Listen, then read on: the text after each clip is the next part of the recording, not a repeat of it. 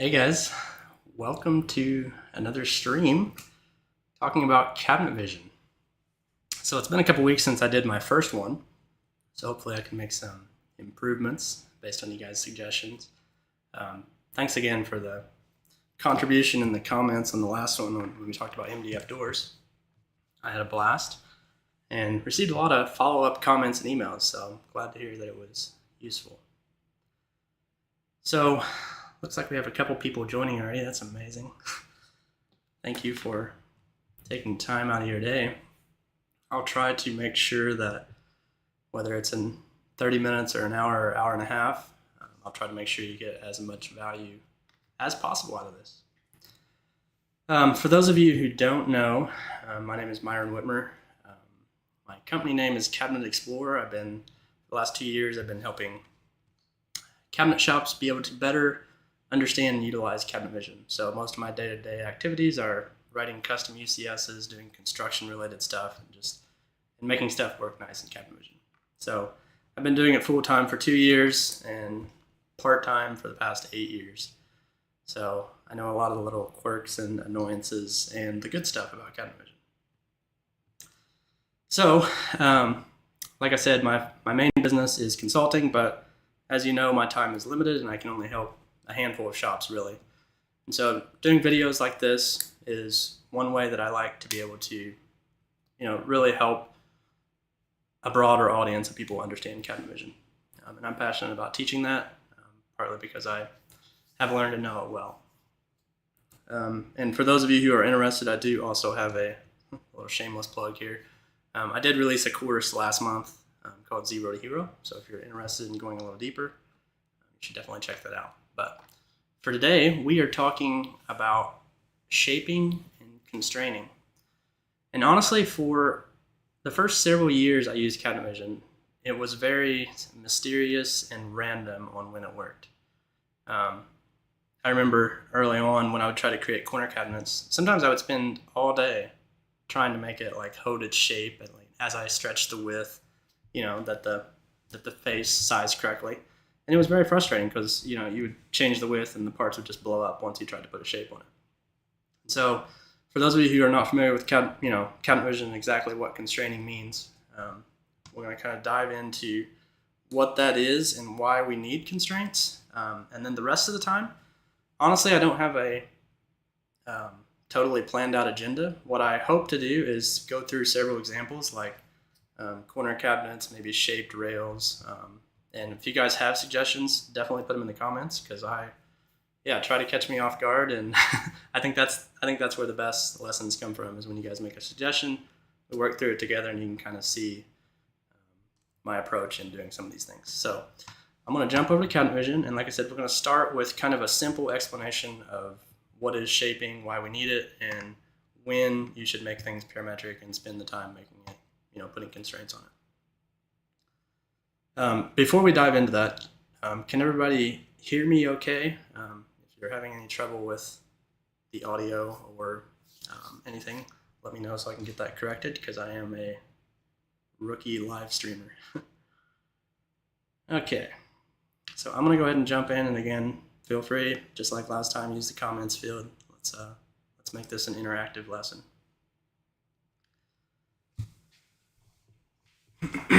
Okay, so I'm in cabinet vision, and I'm going to go ahead and start a job. And I'm just going to draw a couple walls so we have a nice little demo area here to work out of. And first, I want to just quickly cover what shaping involves and what it looks like. Okay, so, at its simplest level, we have a cabinet here, which is a box. It's a rectangle on all sides. From the top, from the in view, from the face view, it's a rectangle. So shaping essentially means if I right click on this and click edit shape, maybe I want to clip the corner. I'll do a chamfer of, let's say, 10 inches, click the first line and then the second line. Now I have a custom shape. And so this is really what sets cabinet vision apart from a lot of other softwares. Mosaic also does a nice job of shaping as well, but your more entry-level softwares won't allow you to have this kind of control. So after you shape it, you're able to click on each line and redefine what it is. So if you'll notice right now it's an end. So, maybe I wanted that to be a door or an opening. Well, I could just go back to my little shape view and change it to a face. Now my cabinet becomes this custom object that now I can start putting doors on.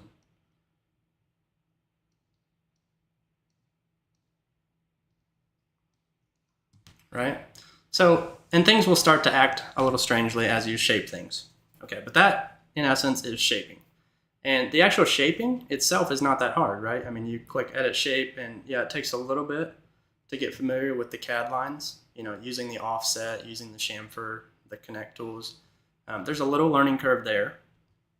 But the biggest part is what happens when you want to resize this cabinet. So what I mean by that is, what if I shaped this and I want to save it back to my library as my 10-inch clip corner? That's all well and good. I shaped it. It looks good right now. But what happens when this becomes a 40-inch cabinet? Well, now you can see the angle changed on that clip corner. So it's no longer 10 by 10. It's just kind of this random, if I actually just measure it, now it's 7 by 9. And, as you continue to scale it, it changes proportionally. So that's what shaping is. Now let's talk about when you need to constrain something. Because if you're just drawing a job and you want to clip a corner, there's no reason to put constraints. Just shape it, leave it, because you don't need to use that object again. So the big discussion becomes, okay, do I want to save this into my catalog? Do I want to use this object again? And if the answer is yes, that's when it becomes worthwhile to take the time to put constraints on. So hopefully that makes sense to everybody. I like to talk simply, if that makes sense. Even somebody new to CAD Vision, I want to kind of be able to understand at a high level the difference between shaping and constraining. So again, shaping you can absolutely do just inside the job for those one-off things. But when you want to save it to your item, when you want to save it to your catalog and reuse it, that's when you need to put constraints on. So hopefully that gives us a nice summary going into this video. And with that, I think I'm going to go ahead and start on my first example, which I think I'm going to do corner cabinets first, because honestly, that's, out of every shop I work with, that's one area that we spend a large percentage of time, just because corner cabinets are difficult. And so if you have the custom cabinets catalog, there's a 90 corner and 90 corner clip. And this works well, and you can absolutely always use this, but I like to make a few changes to my corner cabinets. I like to be able to customize the end depths and customize my corner clip, just because I can. So that's what we're going to be doing in the first example. And just like always, we don't want to start from something that I've already set up. I want to start from just a standard base.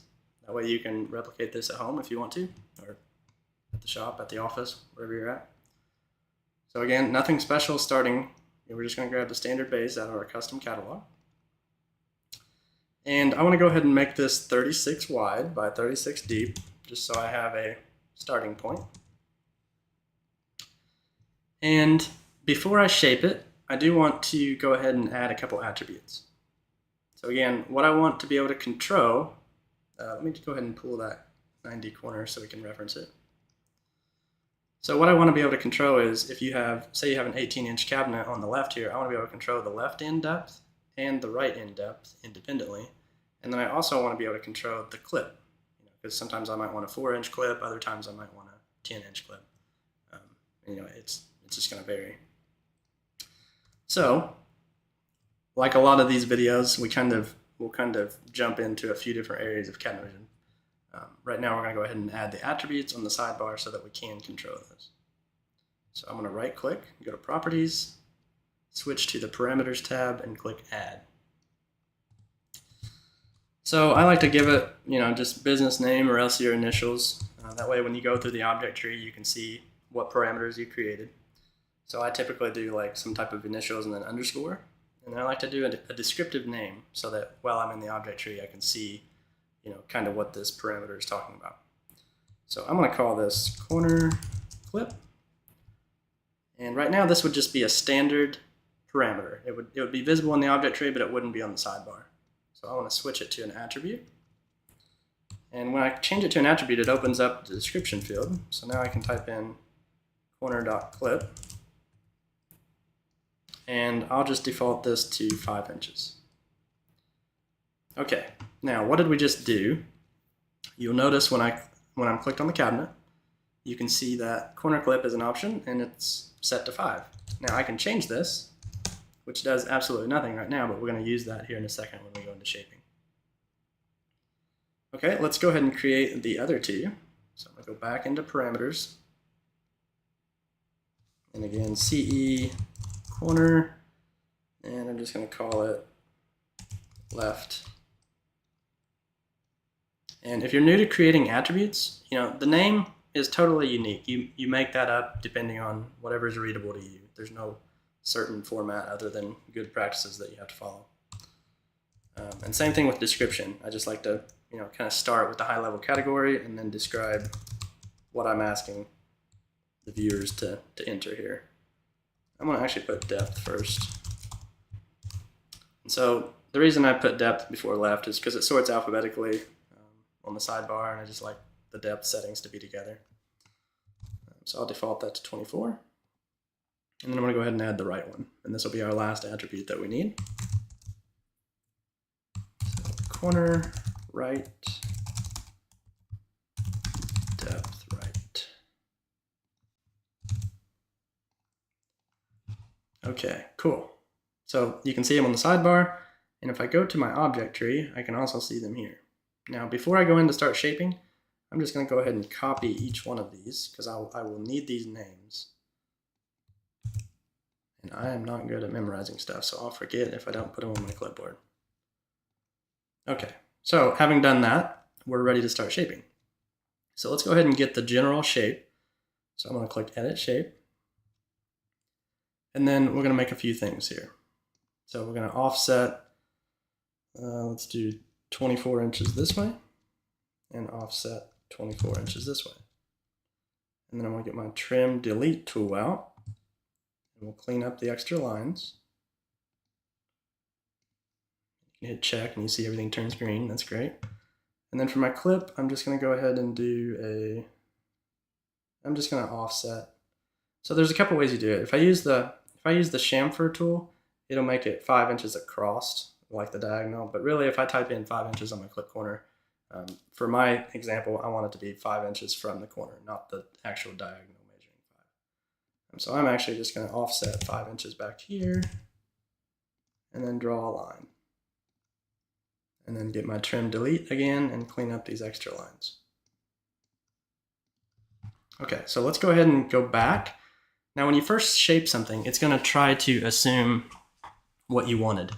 And sometimes it'll get it right, sometimes it won't. So let's go ahead and go back into Edit Shape and click on each line. So that's a face. That's a face. I want my back to be a clipped back. This should be an unfinished back. So we can kind of just make a couple decisions, and you can leave it on auto too here. That way you can change it in the section editor.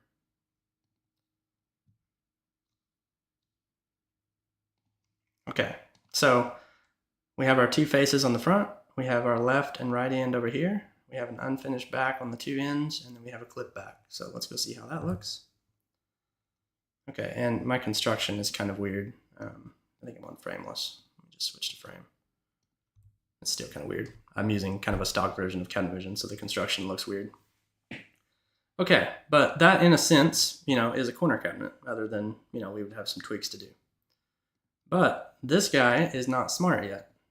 So what I mean by that is if I would copy this and make this 48, it's just going to kind of stretch proportionally. You see that little clip back, and then this face is not holding its 24-inch depth. So that's what we're going to work on. So it's at this point of the video that we're actually going to switch from the setup and the shaping into the constraints part of things. And this is where a lot of people are probably probably have, are a little unsure of how the constraints work because, like I said, it's very difficult. It's very complicated to learn. And some people don't even know what all there is to learn. So again, hopefully this video is a good introduction to where you're able to do some of these things on your own from here. Now, when I do constraints, I like to go into the cabinet, go to the top view, and go to edit shape. There is two ways of shaping a cabinet. See, earlier I was just at the kind of the room plan level, and I do that. That works fine for just regular shaping. But whenever I'm putting constraints on, I found it works better to be inside the cabinet. And same thing when you're shaping a part, which we'll do in another example. I like to be inside the part whenever I shape it, because what happens is sometimes things are rotated differently while you're inside the part or inside the cabinet versus at the main level. And you don't have to understand totally what that means right now. We'll get into more in our examples. So while I'm inside the cabinet at the plan view, I'm going to click Edit Shape. Okay, now the first thing I do is going to seem silly, but I've found that this has helped my success rate with shaping more than anything else, honestly. And if you've tried to do shaping, you'll notice like sometimes when you change the shape, it's like the dots just, two lines will just disconnect. They won't know that they're together. And so one thing that I've found that is huge is if you go to the Join Connect tool, and I'm just going to run around this shape and click on each line. I click the line first and then the line next to it. And so to describe better what the Connect tool does, if I have two lines, like this that aren't connected, the actual use of the Connect tool is that I'm able to click on this line and it connects the dots. Okay? That's what the tool was designed to be used for. But what I've found is it also adds some type of kind of behind the scenes constraint that tells it that these lines need to stay connected. And so sometimes you'll find that that's kind of already there, but again, it's going to help your success rate by a huge percentage if you just make a habit of always doing this before you start putting constraints. So again, step one, grab the join tool, go around each line, click the first line, then the second line, first line, second line. We're going to connect every one of these dots.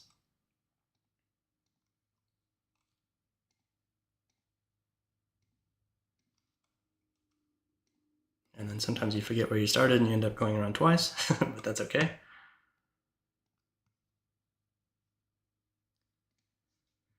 All right, so step one is complete. We've ensured that all the dots are connected. And again, it's not even so much that they weren't connected to begin with, it's that behind the scenes little constraint that says these need to stay connected is the point of step one right there.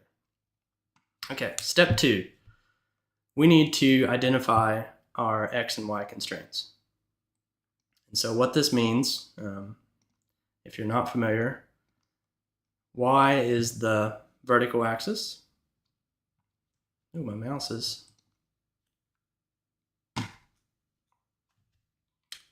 That's fun. I think my mouse batteries just died. Yeah. I might have to replace my battery, but we'll see how long it lasts. Okay, so the y-axis is up and down. The x-axis... Okay, yeah, it froze again. Let me go grab a battery out of the drawer, and I'll be right back.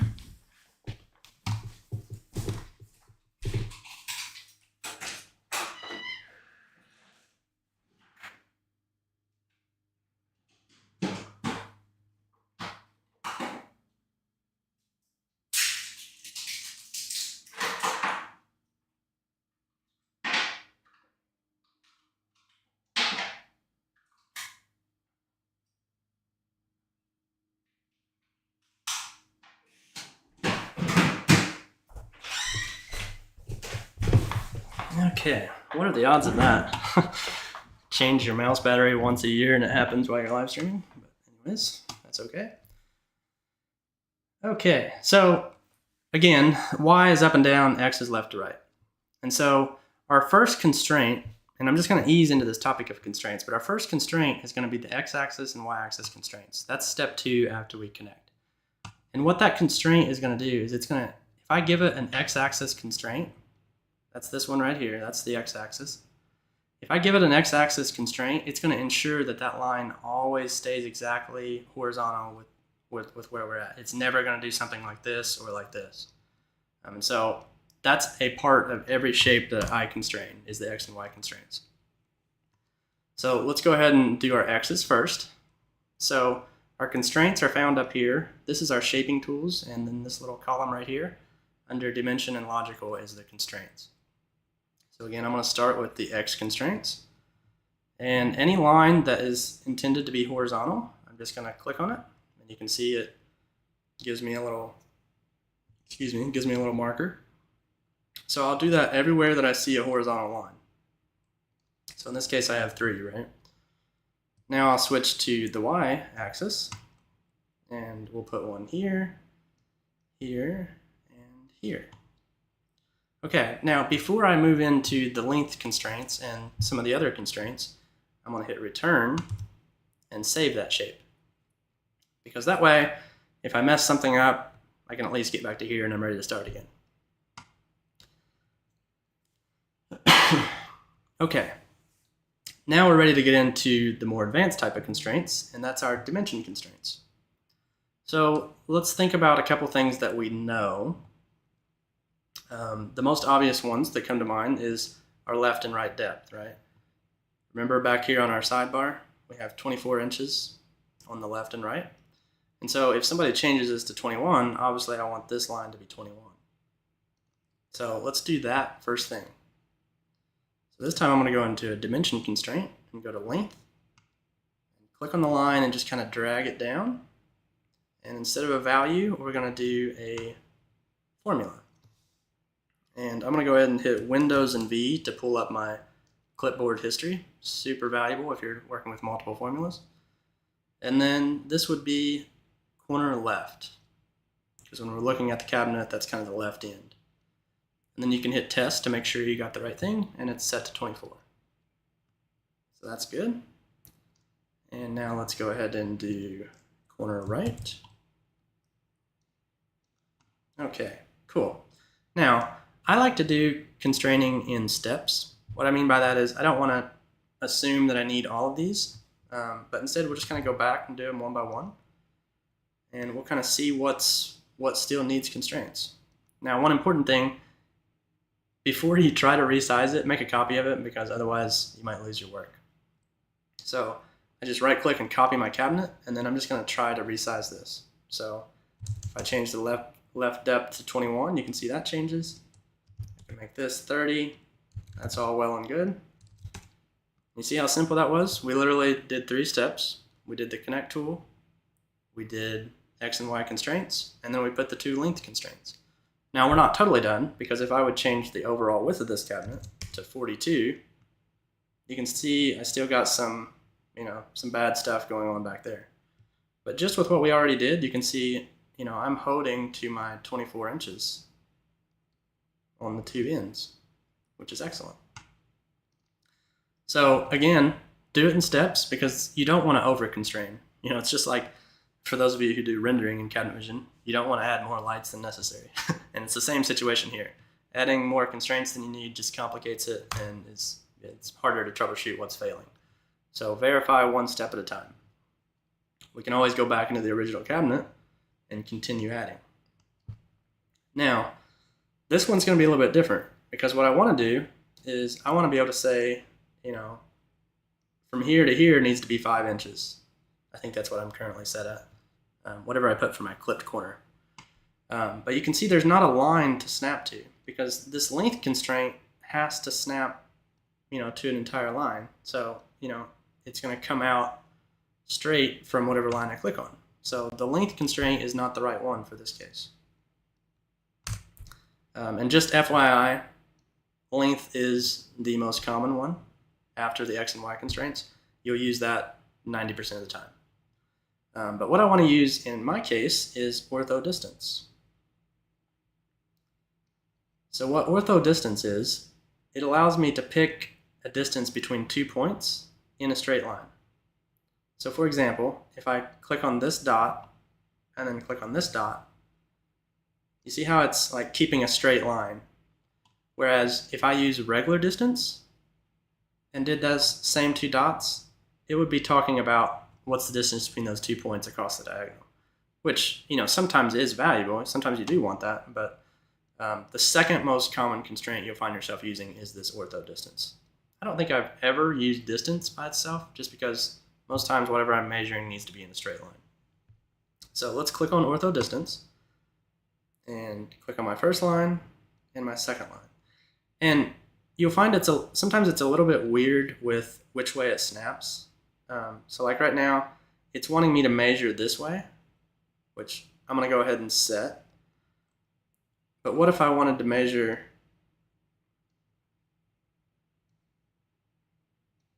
this way? So it's the exact same 2 points, but you'll find sometimes, depending on which way you drag your mouse first, sometimes it locks you into that direction. So if you're having trouble getting it to go the right direction, you might have to try a couple times. But if I start from scratch here again, as long as I click and kind of go the direction I want to go first, then it lets me go that way. But it's a little bit quirky. You'll definitely find yourself getting stuck going the wrong direction. But just know you can right click or hit escape and try it again. Okay, so this wants to be 5, and I want it to be whatever my corner clip is. And then that's holding it left to right. Now I want to hold the clip this way as well. So I immediately drag my mouse left to right, and you can see it wants to go that way now. Okay, let's see if that works. So again, before we try it, make sure we copy it. And let's make sure our main constraints still work. So the left depth, we're able to change. Oops, not 185. And the right depth, we're able to change. And the clip, we're able to change. Okay, so that all looks good. Now, sometimes you'll find the attributes work, but the cabinet resizing doesn't work. So whenever you're testing, make sure you test all dimensions. Which it looks like that's going to hold. Let's try the depth. That's going to hold. And then the height really doesn't apply in this case because that's not across this plane. But you see how that, in your mind before this video, you might have been thinking, well, corner cabinets seem really tough to shape. But really, and it went a little, how far are we in here? 20 minutes, 25 minutes? But I was taking my time explaining, but you can see just with those couple principles, with the connect tool, with the X and Y axis constraints, and with the length and ortho distance, that's going to do pretty much all the shapes that you want to do. Now, we'll get into the radiuses and the angles in a minute then, and those get a little bit more advanced as far as math, but it's a very repeatable process. So as far as I can tell, we are done with this cabinet. And again, those of you who are watching right now, oh, it looks like we have 15. That's awesome. Those of you who are watching, feel free to jump in the comments. Give me a scenario to do. Like I said, I have a couple jotted down here that I want to run you through, but if you have a scenario or questions or want me to go a little deeper somewhere, that's what the comment field is for, and I'll try to keep an eye on it as we're going here. So that cabinet would be done. Now, when we go to save this to our library, and this is not really part of the video, but I'm guessing some of you guys are going to be doing this on your version of Cabinet Vision, so I'm just going to show you this step while I'm at it. When we go to save this in our library, there's a couple things we need to know. So I just started from a standard base, right? So I'm going to do a save as.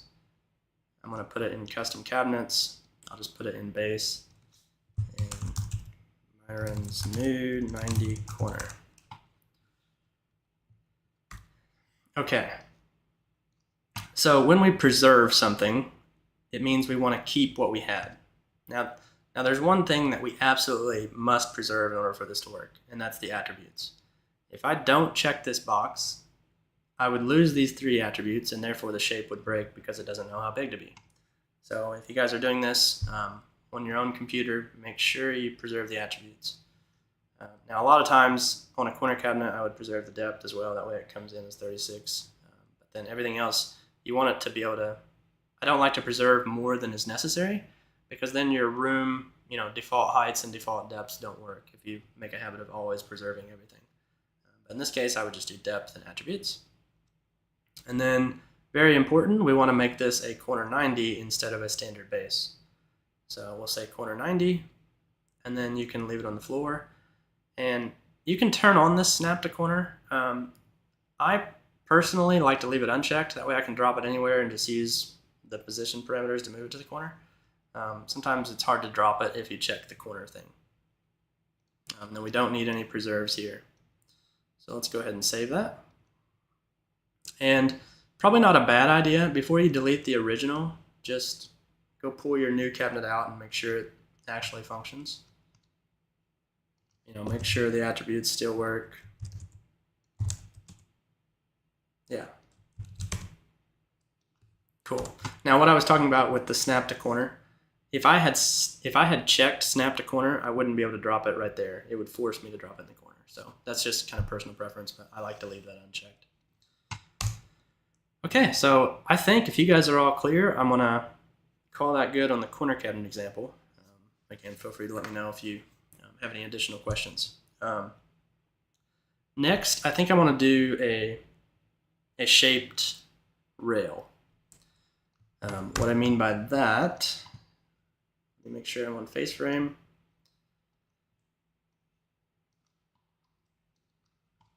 And I'm just going to delete everything. And let's make a big top rail. Let's go a little bit bigger, actually. So, and I actually I gotta be careful how sidetracked I get here, but I might even write a quick UCS to show you how you can click on the top rail and like enable this new shape that we're gonna build, and then customize like the flat distance and the rise height. Again, I'll think about that till we get there, but for now I'm just gonna do the actual shape, and then we'll see if we have time for the rest. Okay, so we have our top rail, and let's go ahead and shape it. And remember when we started on this cabinet, I said whenever I actually start putting constraints, I like to go all the way into the part. And this is a perfect example. So like when I edit this shape from the cabinet level, you can see it's like horizontal to me, like it's laying flat. Whereas when I click inside, now that part's vertical, and this is its true orientation. So when we go to start putting X and Y constraints, it's very important, especially at a part level, that we're all the way inside as far as we can go before we start putting constraints. Now, I do go ahead and actually shape it, like as far as give it the overall or the general shape from out here, because otherwise it's hard to tell. Like if I click into this, I don't know which side to put the arch on. So it's okay to go ahead and shape it, give it the general shape, but then once we get ready to start doing constraints, everything needs to be done in that inside view. Okay, enough chatter. Let's get into our top rail. I'm going to go ahead and make, you know what? I want to write the UCS first because I need the attributes so that I'm able to change my customizations. So bear with me here. I'm going to write, this is just going to take 2 minutes probably. And this is just a fun little additional lesson on UCSs here. We actually have a product on our store for shaping top rails. I'm essentially going to show you how to build it yourself and not buy it. That's clever. All right, so let's modify top rail.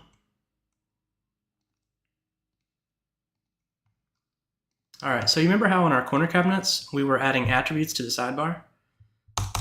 It's going to look slightly different in the UCS form, but in reality it's the same exact thing. So remember how we gave it a name, like CE top rail add. I just make up names. And then we have to say what type of parameter it is, like a Boolean is true or false. And then we have to say whether it's true or false by default. Okay, then we have to tell it whether it's remember how we changed the dropdown from standard to attribute? That's what this style parameter does. So a style 1 means attribute. And I gotta be careful how much I explain here because this video is gonna get really long if I'm not careful. But I'll try to do a little bit of both. And then I give it the friendly name. Let's do shape dot Actually, I got corner clip in there. That's confusing. I'm gonna actually do shape add. So this parameter name needs to be the same. I pasted in corner clip, but that was a bad example. Okay. Now, that's essentially the same thing, like I said, as what we did in that window. There's one more step I have to do. I have to check if this equals null. And then everywhere I start an end if, or everywhere I start an if, I have to close it with an end if. And so what that's essentially doing is it's preventing it from just constantly rebuilding. It only adds it once when you drag the cabinet out. Okay. Now, let me quickly add 2 more attributes, and I'm going to move faster this time. So, as long as that main attribute is true, then we're going to do all of this. Now I'm just going to copy this format to save some time. Okay, now this one is going to be called, I'm going to call this flat distance.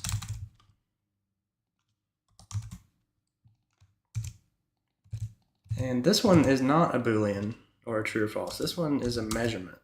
So I'm going to say if it's 2 inches, I'm going to default it to 2 inches from the end, but we'll be able to change that.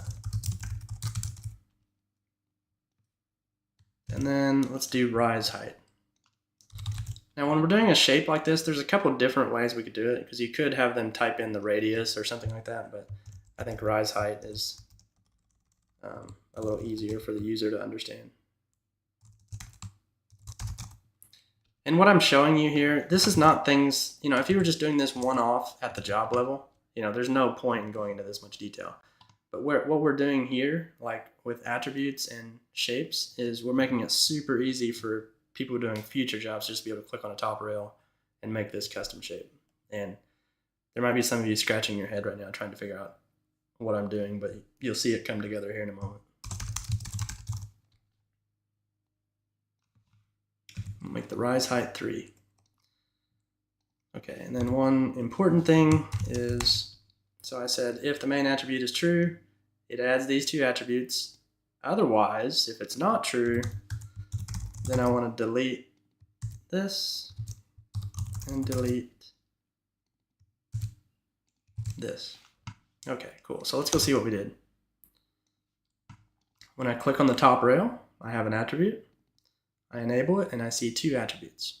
Okay, cool. Now I'm going to go copy these to my clipboard, flat distance and rise height, and I'm ready to start shaping. Sorry for the little extra setup time there. But let's go ahead and right click and edit shape, and let's offset 2 inches. And one thing I try to do, like you saw I defaulted my my flat distance to 2 inches and my rise height to 3. So when I'm creating the shape, I like to make it the same as what my attributes are, just because if you make it different, your shape starts snapping around and sometimes it can cause problems. Okay, so I offset 2 inches from the end and then 3 inches up. Now, if I try to bend this line right now, it doesn't recognize that it's split there. So I'm going to grab my trim break tool, click on that line. Now it puts intersections there. And now I can grab the bend tool and just snap that up there. And then we'll do trim delete to clean out the extras. Okay, we check our shape and we go save it. Okay, so this is the shape that we're creating right now. We have our 2 attributes for flat distance, which is what I'm calling this distance right here. And then we have rise height, which is what I'm calling 3 inches from the bottom to the top of the rise height. And now we have the shape. We're ready to switch into the constraints part of things. And guys, let me know if I'm making sense or if you're following along. Give me some feedback so we can make this interactive. Okay, now, like I mentioned, we're going to go inside the part when we start doing shaping because it's important for our X and Y values. Now, we're going to do the exact same 3 steps that we did earlier. What I mean by that is the execution is going to be slightly different, but every single time I shape, step 1 is use connect tool on all edges. step 2, add x and y constraints. And step 3 is basically use length and ortho distance and others. Okay, so that process is repeatable. I don't do it differently in different situations. Step 1 and 2 are always the same. Obviously, step 3, can vary depending on whether you're doing radiuses and whatever. But so to follow that, I'm going to get my join connect tool out. I'm just going to work my way around. Now, sometimes the connect tool works weird on arcs, so you can skip that if you need to. Okay, step 1 is done. Now let's go to our logical constraints for x and y axis in step 2. Anywhere we see a horizontal line on the x-axis, we're going to drop an x constraint. And anywhere we see a vertical line, we're going to drop a y-axis. So I hope I'm stressing the importance of being in this view when we're doing constraints, because again, if you were out here and you were wanting to do x and y constraints, you would put the x's in the wrong place, and it wouldn't work very well. So it's important to be in the right view. Okay, and just like always, after I do step 1 and 2, I like to go back. That way, if I mess something up while I'm adding the length constraints and everything, I can always get back to this. Now, this one is going to be easy, all except for the radius. We are going to have to do some math to calculate the radius of that arc. It's not necessarily too difficult, but basically I just Google a radius formula and plug in the numbers. And I'll show you exactly what I do, that way you can replicate it.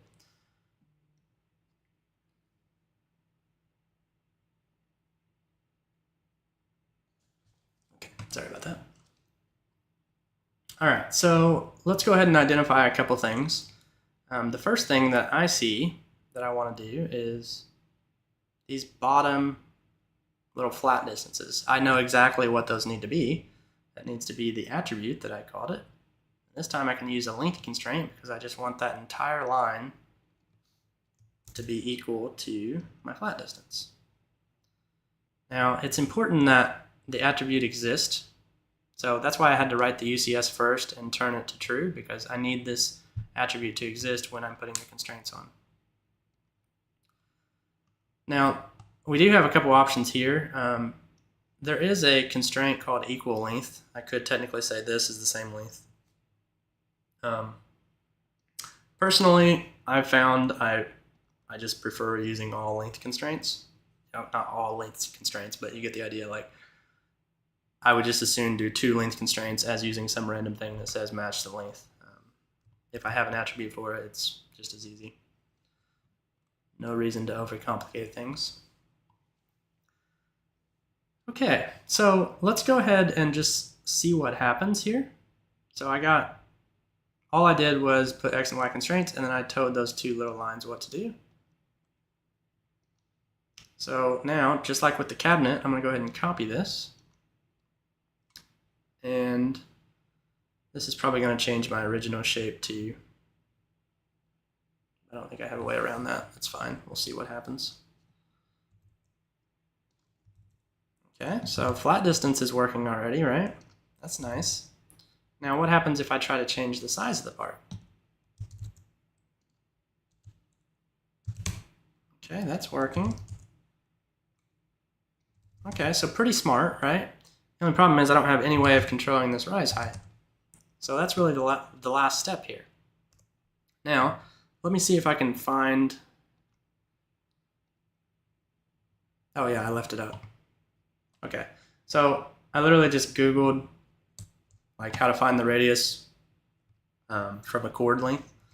And again, this part might be a little overwhelming. You do have to use at least 8th or 9th or 10th grade math, maybe. But this formula right here is going to allow me to be able to find the radius. And essentially that's what has to happen, is I have to be able to calculate the radius based on how wide or how small my flat distance gets, and then I can make the radius change, as needed. So let's just kind of keep that in mind, that little formula right there. I'm actually going to pull that over onto my second monitor, just so I can kind of keep tabs on that. And I guess before I do that, I should point out a couple things. The L, they're calling a chord. So that's like my total distance where the arc starts. Not the total length of the top rail because I have flat distance, but inside the flat distance. So that's my L.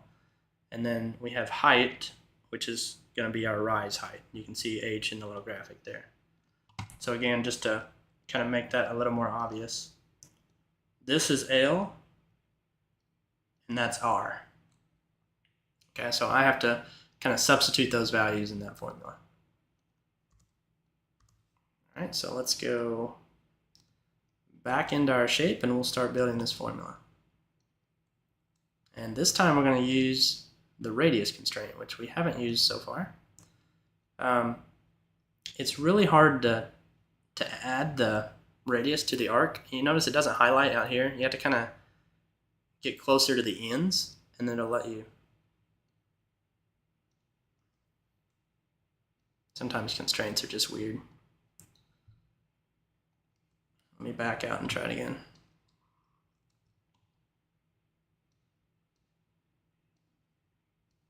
Okay, so you will run into this as well.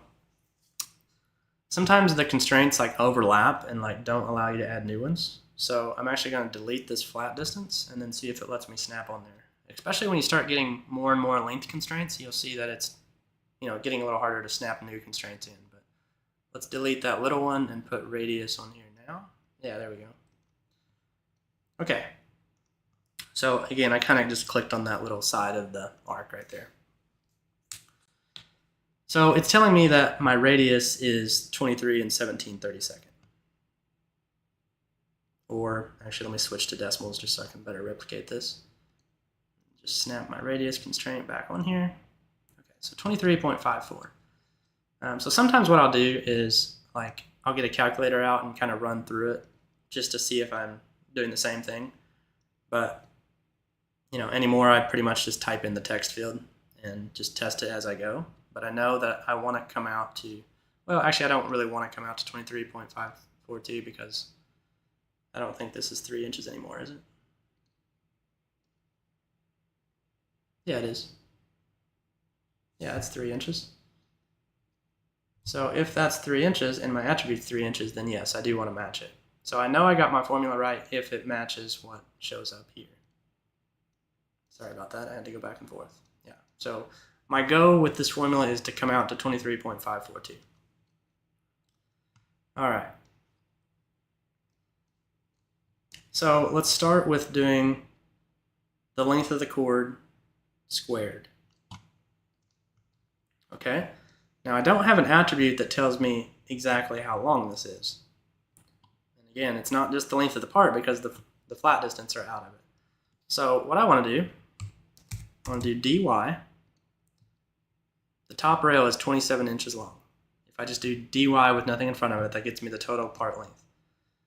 And then if I do minus, and then I do my flat distance times 2.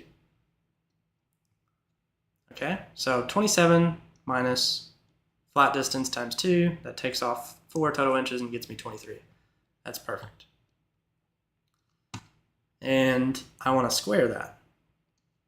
So Cabinet Vision has, I can't get to the help files right now, but I'll show you here in a minute how you can look up the operators. But to square something, you type in SQR and then put what you want to square in parentheses.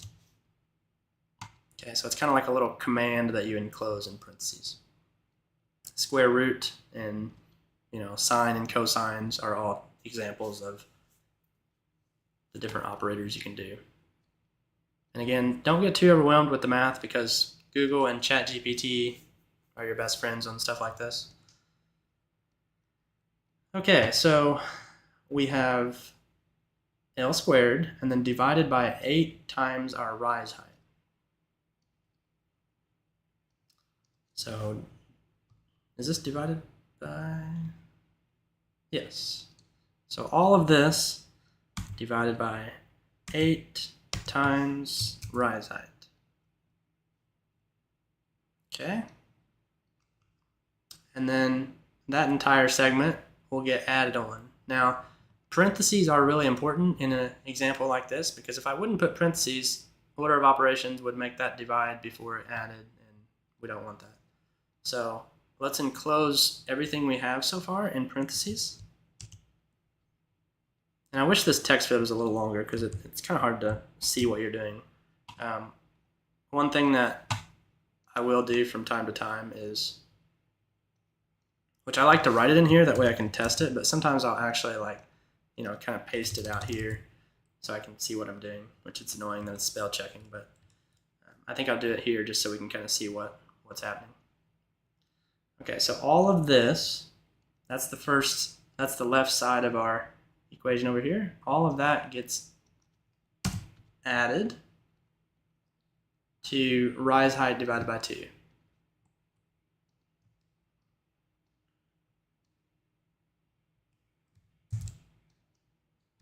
Rise height divided by 2. And again, with the order of operations, I want to put parentheses around here. Okay, so let's see if perhaps we got this right. 199. That is too big. Okay.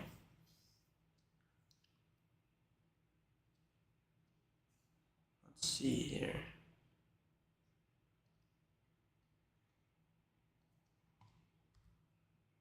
I think it's definitely a parenthesis issue.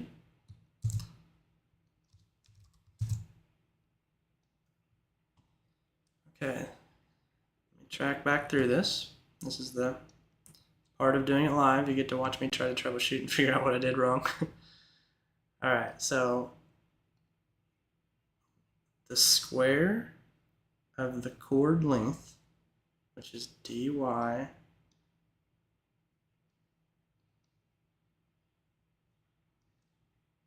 is 23 divided by 8 times.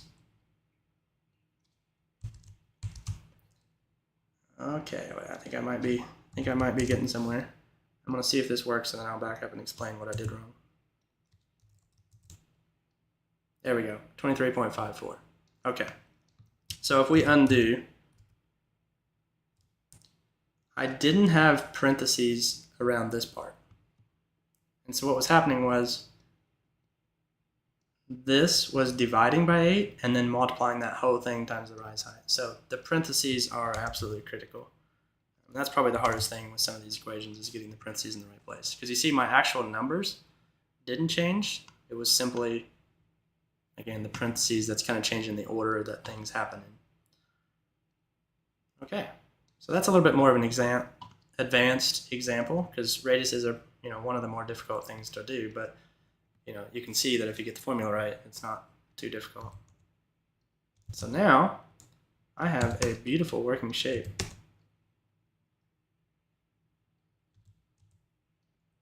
Look at that.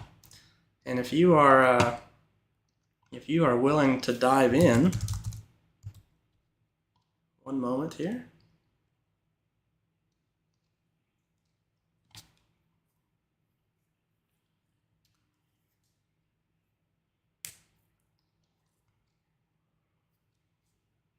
Look at that, you just saved, well, you can't even see the price because I'm logged in, but I made this a product in my store because, yeah, it's nice and easy just to click on this. But with what you just watched, you can totally recreate this. And, what if you wanted to do this on a bottom rail? Well, my attribute doesn't exist yet, but all you need to do is go put a little separator and put bottom rail.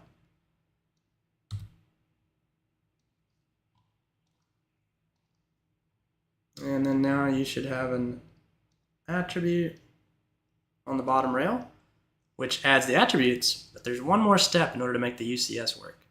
And I'm going to show you this just so you can recreate this on your own machine. This one's working because I physically shaped that top rail. But what I want to do is, when somebody enables that attribute to be true, I'm going to actually replace the shape. It's called a library part, And this is where you can really make Cabinet Vision do some custom stuff just by enabling an attribute.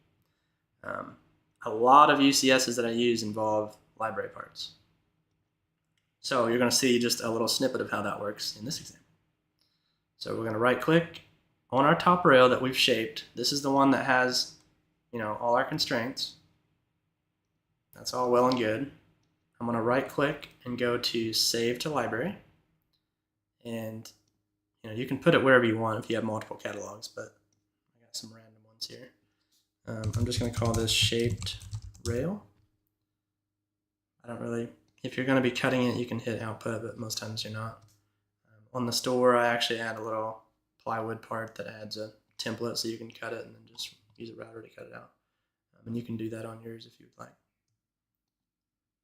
Okay, I saved that to my library part. Now there's a really cool thing in the UCS editor that you can do.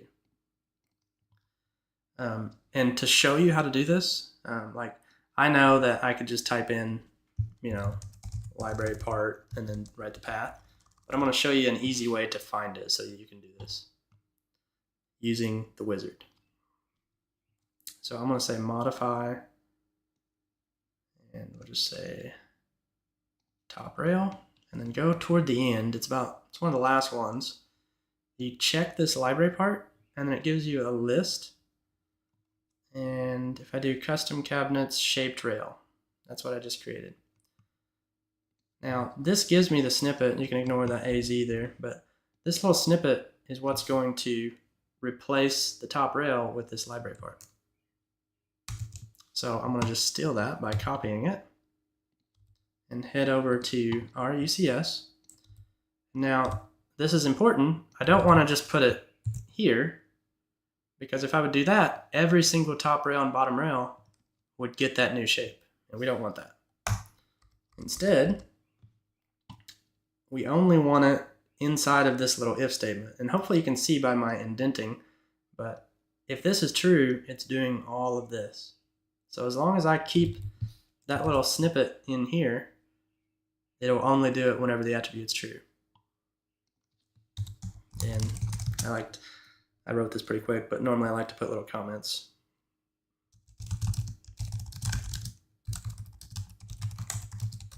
Just to make it easier for somebody to come in and read what's happening.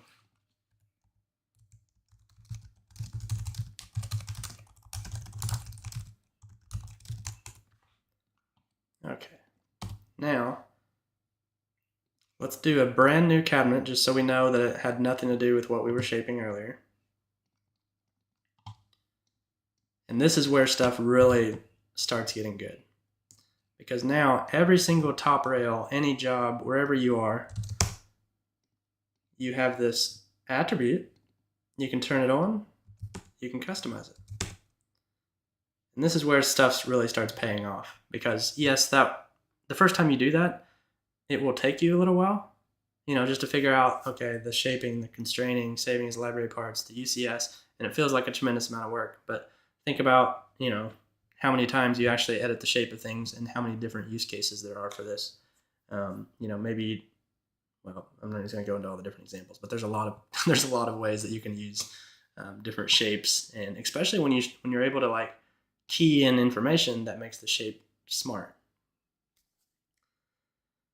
Okay, so we are an hour in. I could probably keep going for 2 or 3 hours with all different kinds of examples, but the last one I think was almost 2 hours, and that's probably a little longer than I like to do it. So I'm going to give you guys just a little time. If you have something you'd like to see regarding shaping, or maybe you have a scenario for me, put it in the comments right now. Otherwise, I'm probably going to be winding it down here in a couple minutes. We only got through 2 examples, but that's okay. It gives a nice base. I'll tell you what, while I'm waiting on you guys to give me some examples, I want to just show you one thing that I've been working on lately is hood cabinets. I'm trying to build a whole library of the different radius hoods and angled hoods and everything. And honestly, that is totally a time consumer because there's a lot of math and a lot of triangles to figure. But in saying that, I'm going to show you just a quick example of a hood.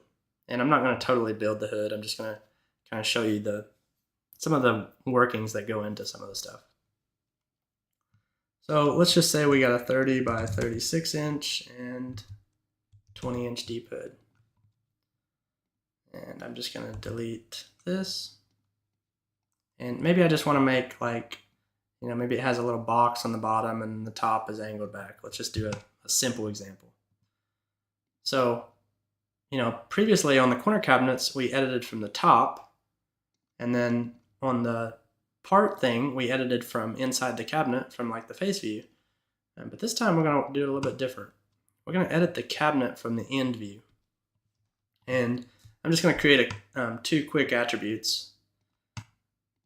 And then I'm going to work through this this little hood example. And this one won't be near as like polished, like just ready to build after we're done, but hopefully it gives you some more clues into where it kind of stirs your mind to some of the things that you would be able to do.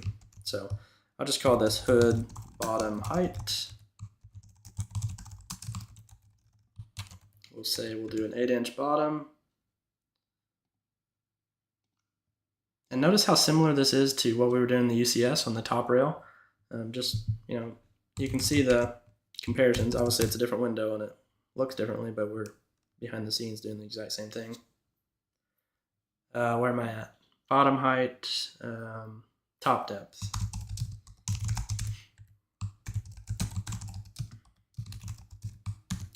And we'll say that's 12 inches. Okay, I have my two attributes. And now we want to make this kind of lean back here. So let's go ahead and edit our shape. So I'll offset, what did I make that, 8 inches? 12 inches from the back. And we'll connect the dots.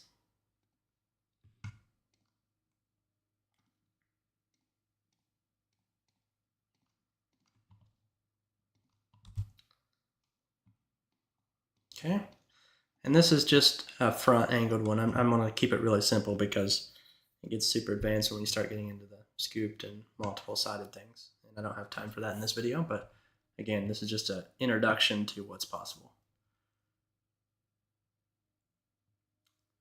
Okay, so just like all our other steps, first thing we do is run around with the connect tool, make sure all of our corners are related to each other. Then we grab our X and Y axis, which is step 2. And then we go back and save that. And then we come back in and give it some length constraints. So we know that this is that new one. Ooh, I didn't copy it. Let's go back and copy those. So we got bottom height, top depth,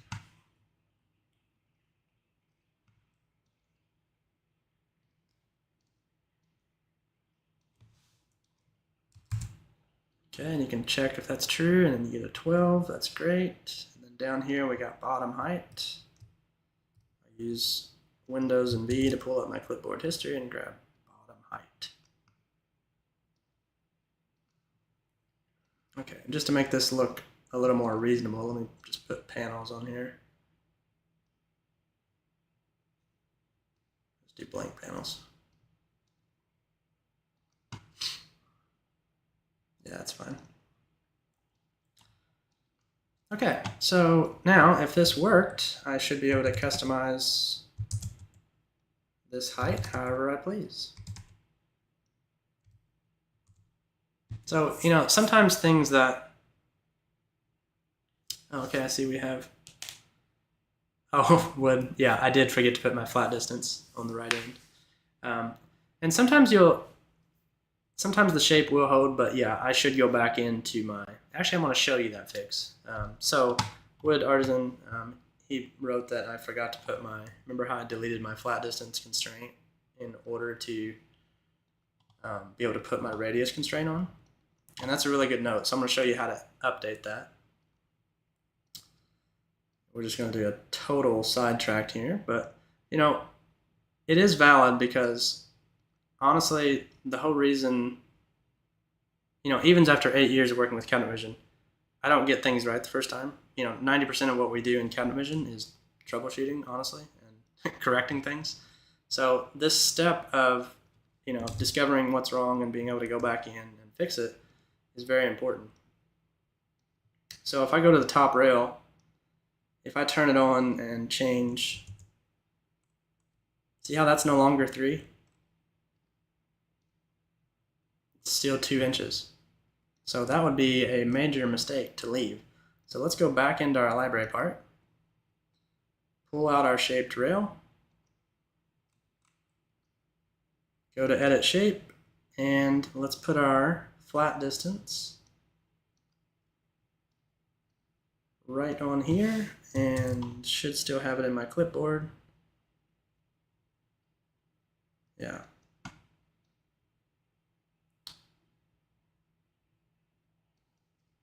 One moment. Oh yeah.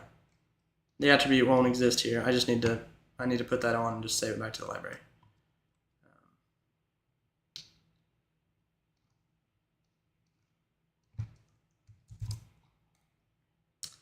All right, so CE shape flat distance, exactly like the bottom one. And now let's save this back to our library as a library part. And just for this example, I'm going to do shaped rail 2. And now let's go in the UCS and call out, instead of just shaped rail, it's shaped rail 2. There we go. So now we got our 3 inches. If I make this 5, there it is. Okay, yeah, thank you for that note. I'm glad. I'm glad I got the chance to explain that, because, and honestly, that happens to me a lot of times. If I do something temporary like that, I forget to put it back on a lot of times. Okay, so we fixed that. That's great. Let's go back to our hood example. And honestly, I mean, I'm probably not going to go too much deeper, because you can see that's a super simple example. Now, what might be interesting to you, let me pull out the hood that I built. I was working on it a little bit yesterday. I'm not totally done. I'm still kind of finding some direction as far as exactly how it's going to work. But let me show you what I have so far, just as a kind of a little teaser to some of the things that you can do. Let me go into frameless.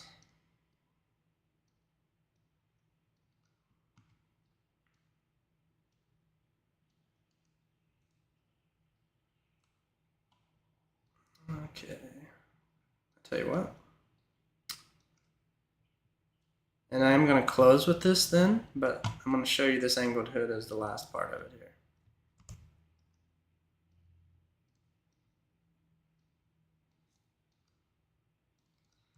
Okay, so here's an example of a cabinet I made.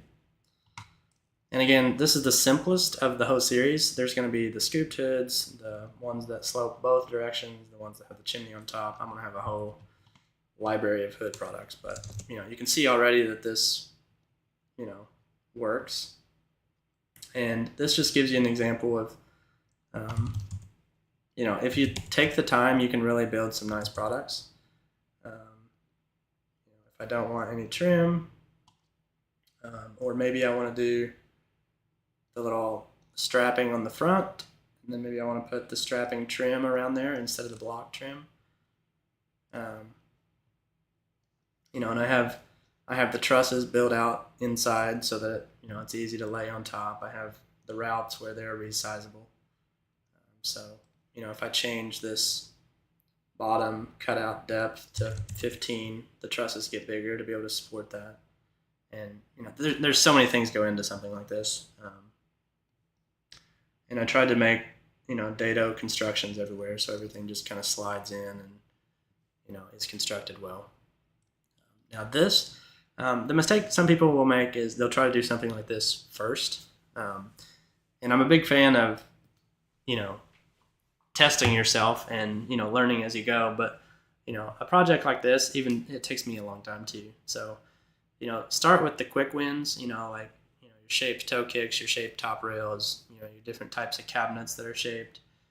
Maybe you have dividers that are angled toward the back, or maybe you put a little scoop on an adjustable shelf or on a rollout. Start with the quick wins and then work your way up to, something like this, because Cabinet Vision is a extremely, extremely flexible program. And I guess just as I kind of close, I was working on my newsletter this morning, and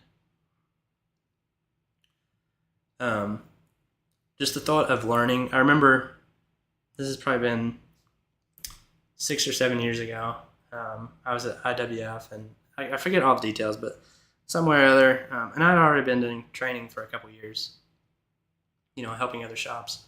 And I remember one of the Cabinet Vision guys made the comment that, like, on a scale of 1 to 10, you're really just a 1. And at the time, I was like, I was offended. I was like, I know a whole lot about Cabinet Vision. And honestly, now my whole mindset of learning has changed, because, when you're just getting into something, you don't even know what you don't know. And I think the mindset of, as you learn more and more, you start to realize the breadth, just how massive this skill is. Because, now I've been using Cabinet Vision for years, and I've helped a bunch of people use Cabinet Vision, but there's still so many things that, like, I'm still learning, and, like, there's still so much to learn. So just an encouragement, like, be willing to dig in and have the mindset that, like, how can the people around you, benefit you? Where can you pick up new information? What can I read? What kind of videos can I watch? Because this is a valuable skill. If you're going to be in the woodworking industry, Cabinet Vision is one of the more valuable skills to learn. And there's hundreds of them, and you can't focus on all of them. But, if you're interested, be willing to dig in. And, as you learn more, you'll start to uncover more and more areas that, it's exciting to see what all the software is capable of. And that's one thing that I love about Cabinet Vision. It has its quirks and everything, but so far it has not been the limiting factor, but rather, like, I'm the limiting factor to get what I need. And I would much rather it be that way than me learning the software and then the software becomes the limiting factor. And, and I hesitate sometimes to recommend Cabinet Vision just because it is so intense to learn and it is so difficult to use. But for the right person that recognizes that very idea that, like, Cabinet Vision is going to grow with them, and Cabinet Vision is not going to be the limiting factor, you're going to be the limiting factor. Like, I think that's a good thing for a growth-minded shop. Again, Cabinet Vision is not for everybody, and I don't push people. If you could see the percentage of times that I recommend Mosaic over Cabinet Vision, you'd probably be shocked. Well, maybe not, because I made a video on it. But I guess all that to say this, I hope that through these videos, through my weekly newsletters, weekly, they're supposed to be weekly, but I hope through that I'm able to convey this go of, like, this always learning mindset, because it's really exciting. Some people might, when you tell them what you do, they might say, well, woodworking is kind of a boring industry, but I would disagree. Anything where you can learn and add valuable skills, I think, is an awesome thing. Because I believe God's given each of us a gift. And I think we should do our very best to be able to soak up everything we can and learn as much as we can. So anyways, that was a total sidebar, but I hope the video was useful. I hope this is something you can go back and replay next time you get into a situation where you want to shape things. I hope it kind of showed you, maybe just kind of unlocked a new circle of what's available in Cabinet Vision that you can kind of do some more digging and do some more research into. So thank you guys so much for watching, and we'll see what the next topic holds. I have a few ideas, maybe rendering, maybe digging more into UCSs. We'll see what happens, but if you have a suggestion, feel free to let me know. And yeah. Thank you again for watching. We'll see you next time.